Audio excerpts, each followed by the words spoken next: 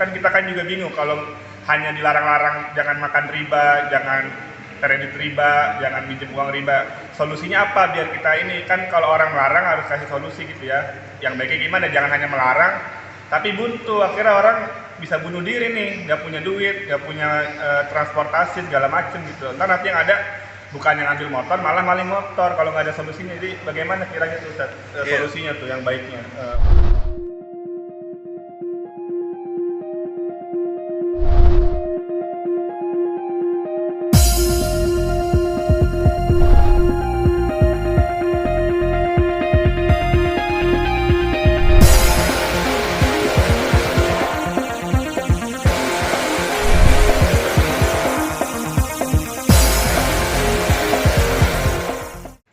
Assalamualaikum warahmatullahi wabarakatuh. Ya, waalaikumsalam warahmatullahi wabarakatuh.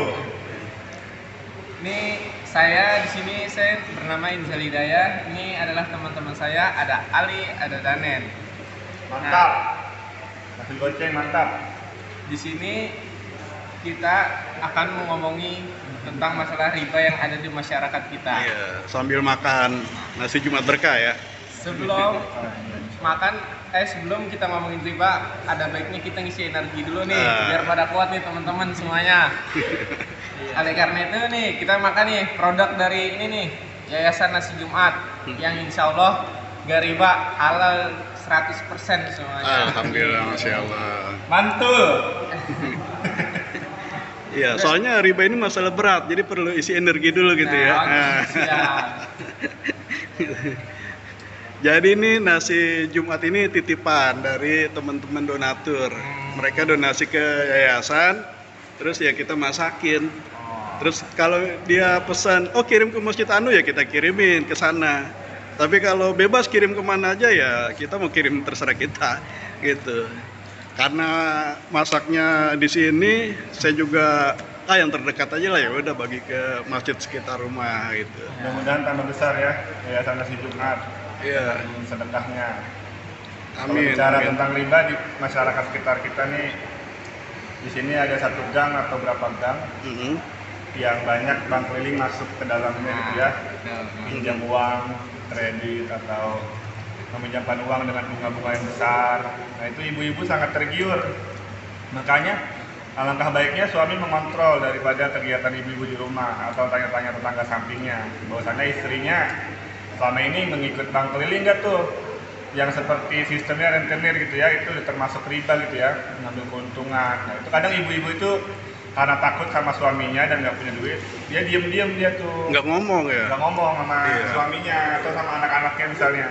Pinjam uang sama bank keliling, akhirnya tunggakannya bayarnya menumpuk gitu, tunggakannya minjemnya 500, bayar 1 juta. Jadi di sini udah mulai banyak. Ada baiknya sih kalau saran saya yang punya wewenang di kampung ini RT gitu ya, bisa mengusir bahasanya. Kalau bahasa kasarnya mengusir bank keliling dari kampung ini gitu. Biar ibu-ibu di sini nggak lagi tuh minjam uang dari rentenir atau bank keliling yang berkeliaran di kampung ini gitu. Iya. Nah mudah-mudahan kampung ini terlepas dari segala hal macam riba. Ya saya ada tuh di mana itu Jakarta Timur, Ciracas.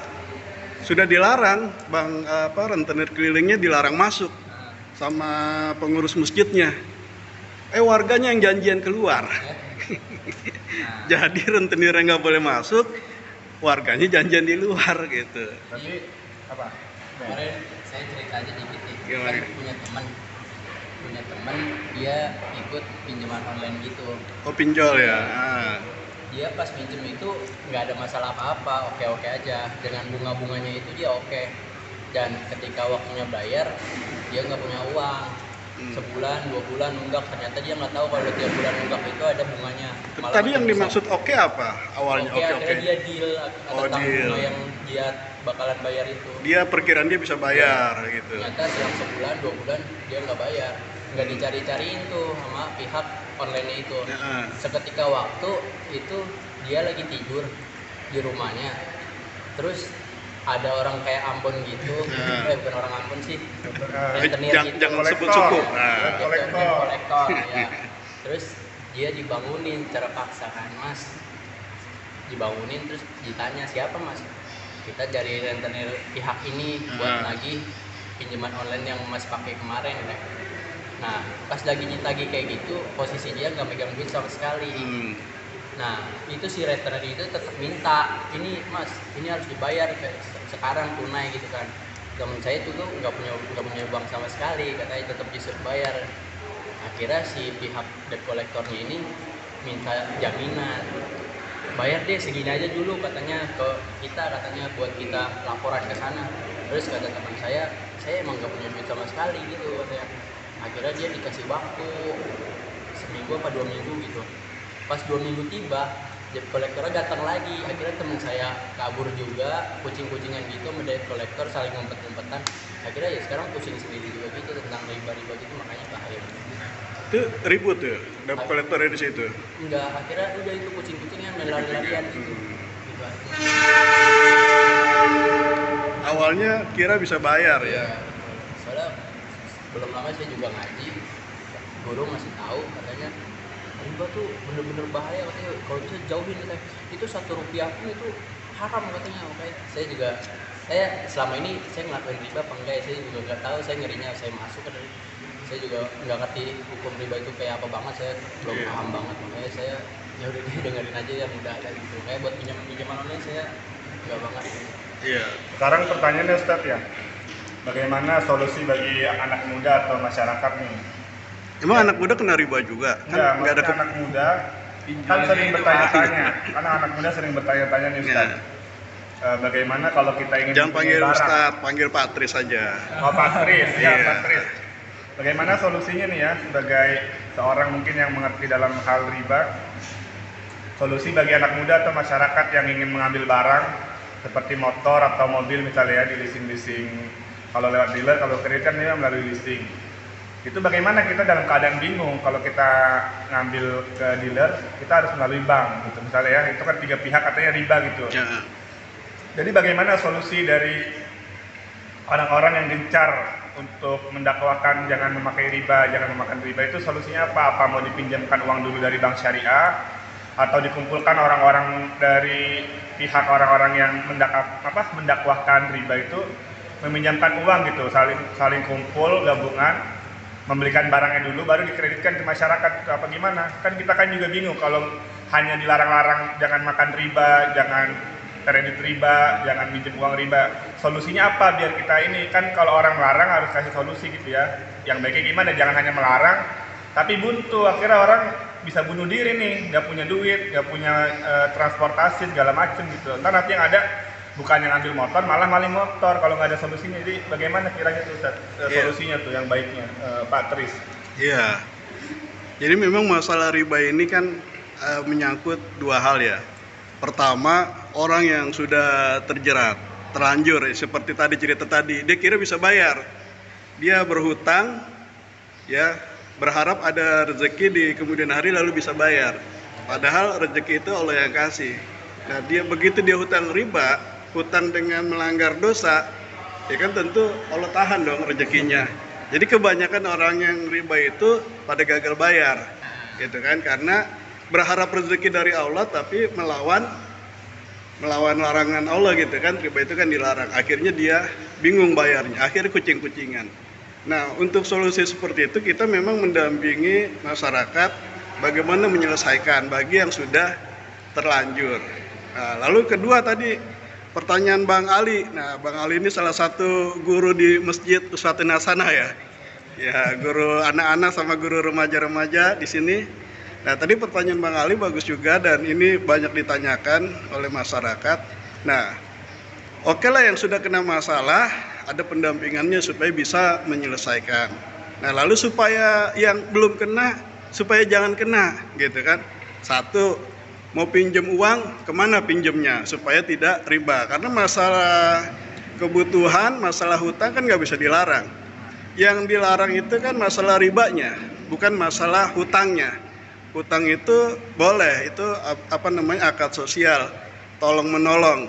Yang dilarang dalam hutang, dalam tolong menolong, yang berharap pertolongan Allah nggak boleh ada ribanya gitu. Nah, persoalannya di kita kita sudah hilang masalah berjamaah ini. Nah, ini bisa dengan mudah solusinya. Kita lihat dulu masalahnya. Kenapa orang banyak kena riba? Karena mereka berjamaahnya bukan di masjid, dalam masalah ekonomi. Mereka jamaahnya di mana? Mereka jamaahnya di bank, ya kan? Simpan uang di bank, segala macam di bank. Orang berpikir, oh mau cari pinjaman duit, akhirnya lari ke bank. Koperasi-koperasi itu juga duitnya juga dari bank. Jadi ada semacam distribusi gitu. Jadi bank mengucurkan ke bawah mengucurkan ke bawah gitu loh. Jadi jasa keuangan kan seperti itu. Sehingga akhirnya kenalah masyarakat. Nah, saya dulu ya di komunitas kita pernah membuat satu paguyuban. Oh, kalau mau pinjam uang ke sini saja. Kita siapkan pinjaman uang. Tapi masalahnya, kendalanya, fakta yang terjadi setelah dipinjamin, ya orang ketika minjam sebenarnya dia nggak tahu bisa bayar apa enggak, gitu kan? Modal nekat karena kebutuhan. Tapi karena jaraknya jauh, tidak berdekatan, tidak bisa dikontrol kehidupannya bagaimana, pekerjaannya bagaimana, sehingga pada saat waktunya bayar dia nggak punya uang. Saya husnuzon bukannya nggak mau bayar, tapi memang tadi nggak punya duit. Akhirnya kucing-kucingan, meskipun itu tanpa riba. Yang meskipun riba tanpa riba, kalau nggak punya uang kan, ya bagaimana bayarnya? Nah, Al-Quran kan ngasih solusi kalau tidak bisa bayar, ada solusinya.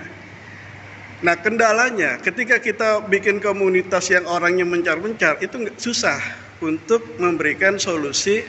Tadi memberikan kredit tanpa riba, pinjaman tanpa riba yang mungkin dan berhasil, dan saya pernah lihat juga dilakukan di beberapa tempat itu dalam satu lokal berdekatan. Seperti ada masjid di mana itu di Jakarta Selatan, dia bikin koperasi yang anggotanya adalah jamaah masjid. Jadi sesama jamaah berkumpul, ayo nih kita supaya nggak kena riba seperti apa gitu. Nanti kreditnya ke koperasi, pinjamnya ke koperasi, dari anggota kepada anggota untuk anggota. Nah, akhirnya jamaah masjid itu bikin koperasi. Yang boleh pinjam tentunya adalah anggota itu saja gitu. Nggak bisa orang luar nggak bisa gitu. Kalau orang luar mau masuk, dia boleh nggak jadi anggota, tergantung ADART-nya. Nah, dengan adanya paguyuban semacam koperasi itu, gitu, inilah solusi gitu. Saya mau kredit apa nih? Pinjam ke koperasi. Ini juga terjadi di Parung Panjang. Ibu saya yang cerita di lingkungan perumahan. Di perumahan ibu saya itu di Parung Panjang, Perum 1, Central Land. Mereka ada koperasinya, warga, tanpa riba, kredit, jual beli gitu, tanpa riba. Nah, solusi itu bisa dihadirkan kalau kita juga berjamaah. Kita membentuk satu komunitas yang concern masalah ekonomi gitu. Misalkan kita sedekah untuk modal awal. Kita sedekah dulu berapa? Ada 10 orang, sejuta, ada 10 juta sebagai modal. 1, bisa dana sedekah. 2, oh saya sedekah belum kuat, saya pinjemin aja dah. Ini saya pinjemin 1 juta. Nanti pulang ini kapan kalau ada, ya kan? Itu nggak ada masalah juga dipinjamin ke paguyuban 1 juta. 1 orang minjemin 1 juta jadi 10 juta, ya kan? Kalau 10 orang. Atau ada yang bisa di daerah itu sistem wakaf. Ini saya wakafin uang saya 10 juta. Berarti wakaf itu nggak boleh habis. Tapi manfaatnya boleh diputar terus manfaatnya oleh jamaah gitu, sistem wakaf. Nah, kemudian begitu dana terkumpul, ya itu diatur untuk dipinjamkan kepada jamaah. Kenapa harus jamaah setempat?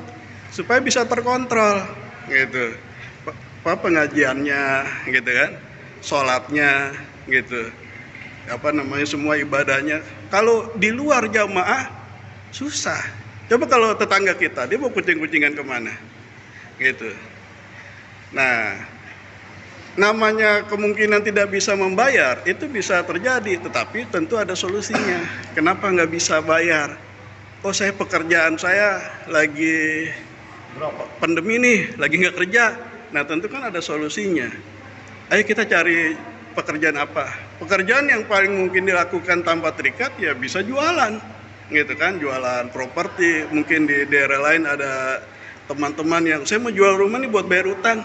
Kita bantu jualan rumah mereka itu kan. Kita bantu jualan, ada komisinya. Kalau jualan rumah kan komisinya gede. Saya pernah jualan dapat komisi 10 juta. Lumayan buat bayar utang segala macam gitu. Ini ya Pak, Ya gimana? menurut saya balik lagi tadi yang awal itu sebab orang minjem riba, sebab orang minjem duit itu karena apa? Mungkin dari satu tadi yang Bapak bilang faktor lingkungan, karena dia bergaulnya bukan orang masjid. Bisa juga mungkin itu sedikit doang, tapi mungkin yang lebih banyak itu faktor tentang kepuasan, karena kepuasan manusia itu sifatnya kan sementara. Gaya hidup Nah, gitu iya, ya. gaya hidup itu yang jadi permasalahan besar itu sebenarnya yang ada di masyarakat tuh gaya hidup sebenarnya Pak. Nah, dengan adanya jamaah kan terkontrol materi pengajiannya untuk menyetop itu tadi, mengerem gaya hidup, kebutuhan gitu kan. Kemudian atau apa? Tolong menolong, kemudian tadi menambah penghasilan gitu. Kalau di luar jamaah susah, nggak pernah berhasil. Ini saya pernah mengalami beberapa kali, ribanya raib, orangnya juga raib juga. Gitu. Pertama aktif di grup, tapi setelah dapat pinjaman udah nggak aktif lagi. Gitu. Jadi Masalahnya ada dua, Pak. apa? Nah, kalau dari cerita tadi berarti masalahnya ada dua. Antara kita itu kan masih kekurangan dalam artian kita masih pelit dalam hal sedekah atau berjamaah tadi ya, pelit mengeluarkan uang gitu loh. Hari ini keegoisan itu kan begitu tinggi gitu ya, tingkat kepedulian itu menurun di hari sekarang, apalagi pandemi berdalih bahwasannya lagi pandemi nih saya nggak punya uang, tapi dia jalan-jalan ke luar kota bersenang-senang sama misalnya, yang lebih parah lagi bersenang-senang sama pacarnya misalnya, tapi giliran orang tuanya minjem duit nggak dikasih, akhirnya orang tuanya ngeriba gitu, dalam artian ngeredit, minjemin bank keliling. Yang kedua, udah disediakan tadi fasilitas paguyuban, peminjaman koperasi yang secara islami bahasanya gitu, yang nggak ada ribanya, orangnya malah ngeremehin, enak nih kayaknya dipinjemin uang kalau koperasi ini nggak terlalu ketat gini-gini segala macam. Setelah dikasih uangnya malah kabur. Ini kan jadi masalah. Satu masalahnya banyakkan orang masih pelit hari ini dengan dalih-dalih yang pandemi lah, kerjaan belum bagus lah, segala macam gitu, lagi bangun rumah, renovasi gitu. Padahal banyak hal-hal yang dia jalan-jalan ke sana kemari, tapi lupa sama mungkin sekitar tetangganya gitu ya, yang masih susah, akhirnya tetangganya minjem riba. Gitu. Mungkin kita juga sebagai pelaku itu juga, ya sebagai pelaku orang-orang yang masih pelit juga, kita masih mentingin keego kita, masih mentingin kesenangan kita udah turun tingkat kepedulian di daerah masyarakat kita gitu. Jadi dibiarkan masyarakat itu yang kontrakan nunggak, anaknya kecil banyak, susu belum beli apa belum beli, kita hilang kepedulian, kita malah jalan-jalan, malah beli motor baru, ini baru gitu. Makanya kalau kita pernah dengar ceramah, tidak dikatakan beriman kan orang yang tidak sayang kepada saudaranya sendiri gitu, sebagaimana dia sayang sama diri sendiri.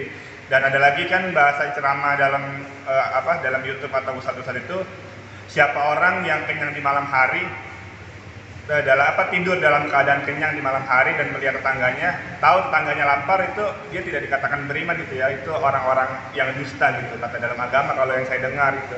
Makanya mungkin kalau mau seperti itu kita hadirkan dulu orang-orang yang tidak pelit, yang dia udah ngerti sedekah. Berarti harus dibuka dulu pengajian-pengajian, dukungan dari masyarakat, buka pengajian, buka tentang materi tentang riba, tentang bagaimana kita bersedekah, membantu sesama, samping kanan kiri gitu.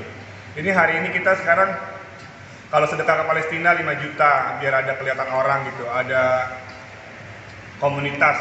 Sedekah ke Semeru 10 juta gitu, tetangga samping rumahnya kontrakannya nunggak sampai berapa bulan, susunya belum beli, anak-anak masih kecil-kecil, sekolahnya pada nggak sekolah, makan siang, malamnya masih bingung makan apa gitu. Itu harusnya kalau saran saya pernah ada pemikiran ya, baru hanya pemikiran, kita tuh kalau sedekah 50.000 kelihatannya kecil, kalau sendiri ke Semeru, kita kirim ke Semeru nggak ada apa-apanya 50.000 buat mereka kan. Tapi kalau kita gabungan, satu masyarakat, satu kampung gabungan, 50.000 atau 30.000 dikali 50 orang, 1.500.000. Tapi jangan ke Semeru, kita lihat dulu tetangga-tetangga samping rumah nih yang masih kesusahan tuh kan. yang masih belum bayar kontrakan, anaknya kecil-kecil, masih kelaparan gitu. Itu dulu yang dipentingin. Kalau 1.500.000 tadi 30.000 sedekah setiap bulan ya, kita bikin sedekah setiap bulan dikhususkan untuk tetangga yang benar-benar susah biar nggak salah sasaran. Hari ini kan sedekah itu banyak salah sasaran. Sekarang kita kumpul masyarakat, kalau bisa orang-orangnya 30.000, nggak usah banyak-banyak, satu orang dikali 50 kakak gitu, 50 kakak baru jadi 1.500.000. Setiap bulan dibagi 5, jadi 300.000 per kakak gitu ya, yang orang-orang miskin yang dapat. Dibeliin gula, dibeliin beras, baru dibeliin apa gitu kebutuhan di rumahnya biar tuh makan dia tuh untuk berapa hari apa seminggu gitu. Kalau menurut saya sih seperti itu. Dan mungkin juga bisa dikasih 300.000, 2,5-nya dikasih buat kebutuhan di rumahnya, 50 buat ongkosnya dia di rumah. Itu dilakukan setiap bulan istiqomah seperti itu mungkin agak bagus. Hari ini justru malah yang kita sayangkan ditarikin uang kas RT misalnya 10.000, tapi tidak ada efek atau bantuan ke masyarakat yang kiranya bisa ngebantu orang-orang miskin sekitar gitu. Sekarang pada cuek-cuek, nggak ada yang itu. Jadi kalau saya sedekah 100.000 timbul ria gitu ya, 100.000 padahal kecil kalau bagi mereka di sana. Tapi kalau kita 30.000, kita gabungan berjamaah tadi yang dibilang Patris, kita berjamaah, bisa kita bantu-bantu. Walaupun kita nggak bantu total, tapi minimal bisa meminimkan orang-orang yang bisa minjem uang ke bank ini karena saking susahnya. Karena adanya kita berjamaah, patungan sedekah 30.000 atau berapa digabung semua satu kampung, kita cari tuh masyarakat yang benar-benar susah. 1 bulan 5 kakak dibantu. Terus berjalan muter setiap kampung, orang-orang itu juga dibantu yang benar-benar susah. Itu mungkin bisa mengatasi sedikit ya, mungkin nggak banyak tapi bisa ngebantu untuk menghindari orang-orang masyarakat yang pinjam uang bank keliling. Itu mungkin salah satunya kita benar berjamaah dan harus timbul rasa kepedulian dan jangan mikir gue udah sedekah kok kemarin 100.000 ke sono ke Palestina apa ke Semeru gitu. Itu mah ke Semeru 100.000 kecil, nggak ada apa-apanya. Tapi kalau di sini kita 30.000 dibikin kelompok atau komunitas sedekah, 30.000 dikali, ini kan satu kampung ini ada 100 orang dikali 30 dikali 100. 3 juta berarti. Ya 3 juta, 30.000 dikali 100 3 juta, bisa berapa bantu orang yang susah di sini tuh. Baru setelah ini dibantu, baru sisanya bisa dilempar ke Semeru atau kota-kota yang kena bencana. Makanya yang terdekat dulu. Kadang kita inget yang jauh, yang deket kelaparan gitu. Giliran tetangga minjem 10.000 nggak dikasih, tetangga minjem 50.000 kabur, dia katanya nggak punya. Itu yang makanya hadir akhirnya masyarakat udahlah nggak ada yang mau minjemin gua, nggak ada yang peduli sama gua. Katanya mereka muslim tapi gak pinjem duit, gua bener-bener susah gitu. Mereka nggak ngasih. Tapi juga yang jadi masalah juga ada orang yang udah kita pinjemin, janjinya hari ini, ya kadang bikin kecewa orang nggak mau minjemin lagi, janjinya hari Senin, dia bayarnya 2 bulan yang akan datang gitu. Malah dia yang lebih galak sama kita, kan sering terjadi tuh. Makanya yang minjem galakan ya. Nah, harus lebih ditata lagi sih soal seperti itu mungkin bisa menjadi solusi gitu. Iya. Mungkin Patris mungkin kita lebih fokusnya kalau mau biar orang nggak minjem DP itu kan dari dua pihak sebenarnya sih. Mungkin yang meminjamkan satu dia harus benar-benar tahu gitu batas kemampuannya dia itu sampai mana, dan mungkin yang kedua ini kan ada faktor yang ngasih pinjemnya nih. Nah yang ngasih pinjem ini kan kebanyakan dia takut pinjemin uang itu takut gak balik, kebanyakan orang itu. Nah gimana caranya mindset ini tuh hilang di kepala orang-orang ini. Mungkin salah satunya ya mungkin benar tadi kita hadirkan pengajian, atau kalau di kampung saya itu ada namanya jadi setiap ada salah satu kotak itu di masjid itu untuk masyarakat sekitarnya, dikumpulin dulu misalnya sampai setahun, itu nanti dibuka hasilnya berapa, itu nanti dibeliin beras, semuanya kebutuhan pokok ini dibagiin semuanya. Emang gitu sih kalau tradisi di Muhammadiyah sono di desa ya itu kayaknya ya. Hah? Di desa-desa gitu ya. Iya di Jawa saya, di Jawa saya. Desa apa kota? Desa kayaknya ya. Lebih guyup di desa ya. Desa. Desa ya. Jawa saya. Makanya saya kadang juga kita ya banyak juga dari masyarakat ini juga kalau mau melakukan hal seperti itu masih banyak yang curiga Pak. Karena panitianya jujur nggak nih? Nah itu banyak banget timbul prasangka gitu kan. Kadang yang orang bikin males jadi beramal kan gitu. Ada seseorang yang bilang ini, jangan ini ntar panitianya kayak gini. Gitu. Ya, itu dari tadi. Pak, siapa tadi nama saya? Inzal Hidayah. Pak Inzal Hidayah sama Bang Ali itu kalau Bang Daniel lagi menikmati makanan nasi mati. Itu ide yang sangat luar biasa dan sudah menyelesaikan beberapa persoalan. Nah, poin yang saya tangkap itu ada dua. Yang pertama, perlunya penggerak. Penggerak ini yang membuat sebuah manajemen untuk menghilangkan keraguan orang, gitu kan, kesangsian orang. Kemudian juga selain meminjamkan juga ya mengelola itu tadi pengetahuan, keimanan, ibadah, gitu kan, gitu. Perlunya ada penggerak. Terus yang kedua ada stimulus. Dan orang biasanya mau ikut serta itu kalau sudah terbukti, ya kan? Masa ikutan kalau udah jalan biasa gitu kan? Dia mau ikut, kita udah lari ketinggalan kadang-kadang. Nah, dia mau ikut kalau sudah terbukti. Nah, ini perlu ada stimulus. Jadi ada penggerak, ada stimulus. Dan begini, ini kan kita punya lembaga zakat ya. Lembaga zakat ada basis nasional, ada lembaga zakat yang di luar Basnas. Itu bisa kita gandeng. Kalau memang ini, apalagi kalau misalkan digerakkan oleh DKM masjid ini, warganya jelas, panitianya jelas, kemudian proposalnya juga jelas. Nah, kita bisa meminta stimulus kerjasama dengan lembaga zakat. Karena salah satu fungsi lembaga zakat itu ya salah satunya untuk itu kan. Ada hak gorimin di sana, hak orang yang punya hutang. Kemudian juga kebutuhan orang miskin supaya tidak jadi miskin kan gitu. Nah, bisa juga kita gandeng mereka. Karena saya pernah diundang di sebuah yayasan ya di Serpong. Mereka digandeng oleh lembaga zakat besar. Itu turun dana 100 juta. Untuk apa? Untuk diputar. Pinjaman bergulir untuk masyarakatnya gitu kan.